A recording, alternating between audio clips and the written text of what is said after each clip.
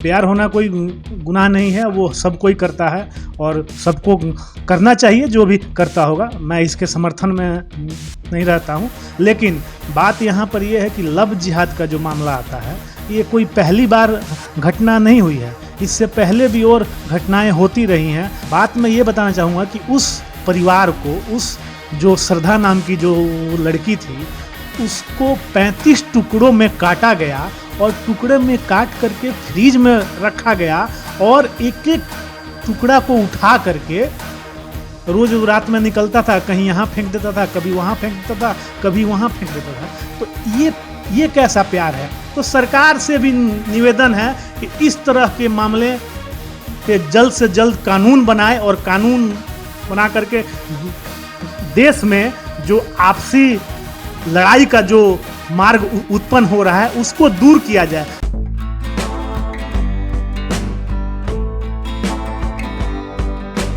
नमस्कार, मैं हूं अनूप नारायण सिंह और आप देख रहे हैं बिहारी खबर के डिजिटल प्लेटफॉर्म को। पूरे देश में और खासकर सोशल मीडिया पर एक पोस्ट है जो लोगों को सोचने पर विवश कर रहा है कि प्रेम करना कितना बड़ा गुनाह है। लव जिहाद के बारे में आपने सुना होगा।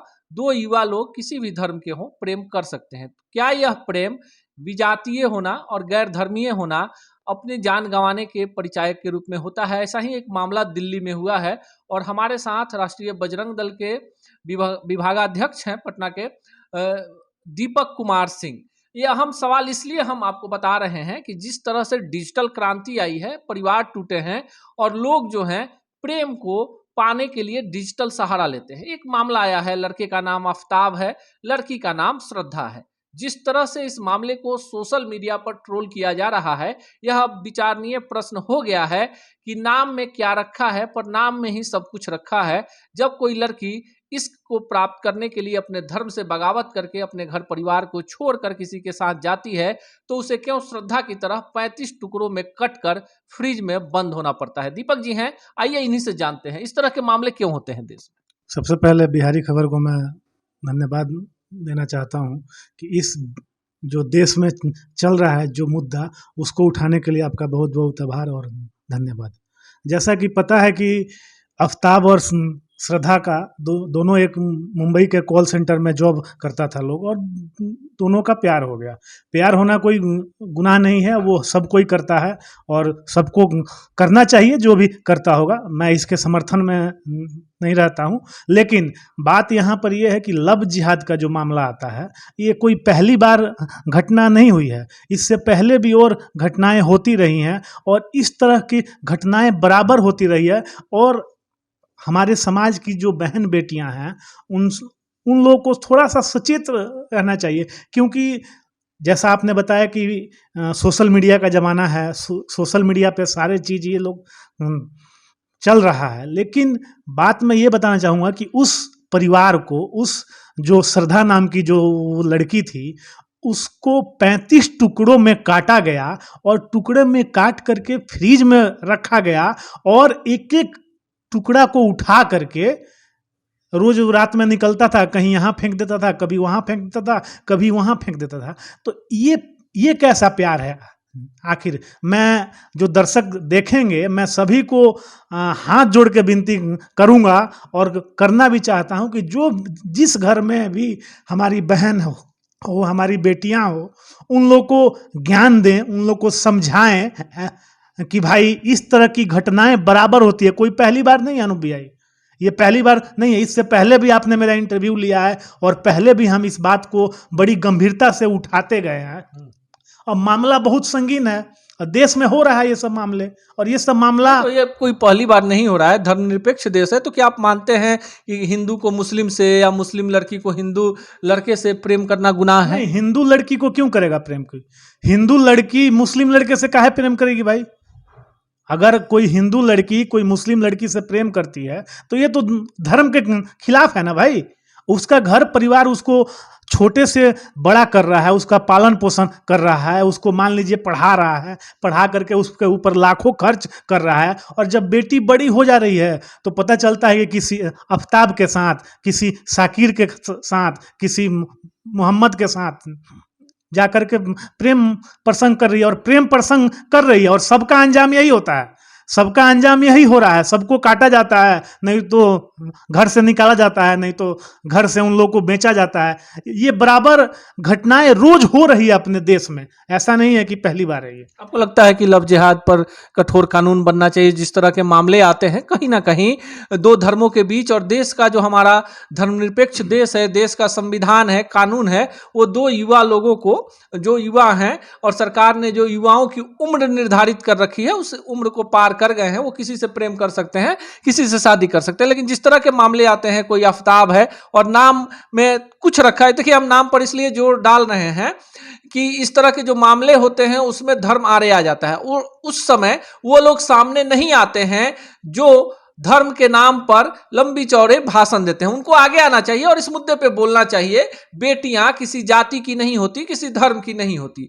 देश में मौलिक अधिकार है, हर कोई अपने हिसाब से जिंदगी को व्यतीत कर सकता है, अपने विचारधारा के अनुसार किसी से प्रेम कर सकता है। प्रेम करना गुनाह नहीं है, लेकिन प्रेम का अंजाम ऐसा ही क्यों होता है, और इसके पीछे आप सबसे ज्यादा किसको दोषी मानते हैं? देखिए, प्रेम का अंजाम जो होता है, ये जो लव जिहाद है, ये शुरू से उन लोगों को ट्रेनिंग दी जाती है, और ट्रेनिंग उनको दिया जाता है कि हाथ में कलाई बांधेंगे, भाई रक्षा सूत्र बांधेंगे, नाम रखेंगे सोनू मोनू टेनू, जो बीच का कॉमन होता है, क्लास में पढ़ेंगे, पढ़ाएंगे, और साथ में वहीं से सारी प्रक्रिया शुरू होती है, जिसको सभी लव जिहाद का नाम देते हैं। बात यहाँ पे ये नहीं है कि प्रेम करना, प्रेम करिए भाई, प्रेम करने पे ना राष्ट्रीय बजरंग दल कभी मना किया है, ना मैं अपना व्यक्तिगत बता रहा हूँ, मैं भी नहीं किसी को रोकता नहीं हूँ। लेकिन इस तरह की घटनाएं बराबर आती रहती हैं समाज में, और समाज के लोगों को हम जागरूक करने का काम करते हैं और समाज के लोगों को बताते हैं। लेकिन बहुत सारी बातें ऐसी हैं जिससे मैं किसी अनजान लड़की को भी बोलता हूं तो वो बोलती है कि मेरा वाला आफ्ताब ऐसा नहीं है। अरे मूर्ख, समझ जाओ कि तुम्हारा वाला आफ्ताब भी ऐसा ही है, और एक ना एक दिन तुम्हारे साथ भी यही होगा ही। और इस वीडियो को जो भी हमारे दर्शक देखेंगे, चाहे जो भी हमारे कार्यकर्ता देखेंगे, मैं उन लोगों से आग्रह करना चाहता हूं, आप अपने घर अगल बगल को संभाल कर रखिए, कोई आफ्ताब और कोई जुनैद पैदा ना हो, नहीं तो आपके घर के अगल बगल की भी धीरे धीरे यही कहानी शुरू होगी। और अभी तो 35 टुकड़ों में काटा गया है, हो सकता है कि 75। आपको लगता है कि देश में ये कानून बन जाना चाहिए कि जो जिस धर्म का है उसी धर्म में उसको प्रेम करे, उसी धर्म में शादी करे? आपको लगता है कि ये कानून बन जाना चाहिए? अभी तो ऐसा कोई कानून आपके देश में है नहीं, कानून तो बनना चाहिए, और इस लव जिहाद का कानून का मांग लगभग बहुत दिनों से चला आ रहा है। लेकिन हमारी जो सरकार है, जो हिंदूवादी सरकार बोली जाती है, उस पर पता नहीं, एक अखलाक का कोई कांड होता है तो हमारे प्रधानमंत्री जी, हमारे जो भाजपा के नेता लोग हैं, खड़े होकर के सदन में बोलने लगते हैं। लेकिन इस तरह की घटनाएं, जैसा आपने बताया कि इस तरह की घटनाएं, रोहित वेमुला का कांड हुआ, सारे जितने शकलबाजी हैं सब वहां पे चले गए और जाकर के हाय तौबा। इस विषय पे क्यों कोई नहीं बोल रहा है? क्योंकि वो एक हिंदू का मामला है, और हिंदुओं को केवल वोट बैंक के लिए यूज किया जाता है, और यूज सरकार कर रही है। तो सरकार से भी निवेदन है कि इस तरह के मामले पे जल्द से जल्द कानून बनाए, और कानून बना करके देश में जो आपसी लड़ाई का जो मार्ग उत्पन्न हो रहा है उसको दूर किया जाए। कानून बन जाएगा तो सब कोई सचेत हो जाएगा, और सभी लोगों को इससे सीख लेने की जरूरत है। दीपक जी, एक बड़ा सवाल है, जो युवा पीढ़ी है वो काफी सजग है, पहले और आज में काफी अंतर है, और उसे पता है क्या बेहतर है क्या बेहतर नहीं है। हम प्रेम पर रोक नहीं लगा सकते हैं, और किसे क्या पसंद आएगा इस पर भी रोक नहीं लगा सकते। लेकिन फिर जब जुनैद, आफ्ताब और हजारों नाम, जब इस तरह की घटनाएं आती हैं, तो पूरे देश में जो अभिभावक हैं, खासकर जिनके बेटे बेटियां जवान हैं, उनके चेहरे पर सिकन आ जाता है कि कहीं हमारी बेटी भी अगर इस तरह के किसी आफ्ताब या जुनैद के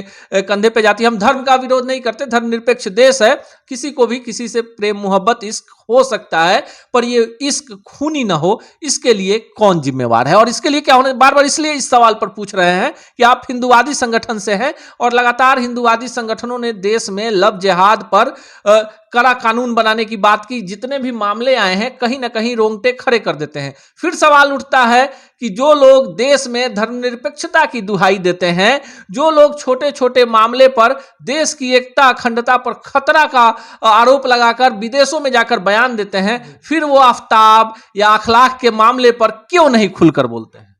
वही बात है जो मैंने पहले भी बताया कि वोट बैंक की राजनीति है, और वोट बैंक की राजनीति के लिए एक विशेष समुदाय का नाम कोई लेना नहीं चाहता है। हिंदू समाज जातियों में बटा हुआ है, और हिंदू समाज कोई राजपूत है, कोई भुंजार है, कोई ब्राह्मण है, कोई पासवान है, कोई कुछ है। और उन लोगों का क्या है, उन लोग केवल एक अपना एजेंडा लेकर के चलते हैं। उन लोगों को विदेशों से फंडिंग होती है कि तुम हिंदू लड़की को फंसाओ और तुमको 25,000 मिलेगा, उसके साथ शादी करो तुमको 5 लाख मिलेगा। ये सारे सबूत हैं मेरे पास।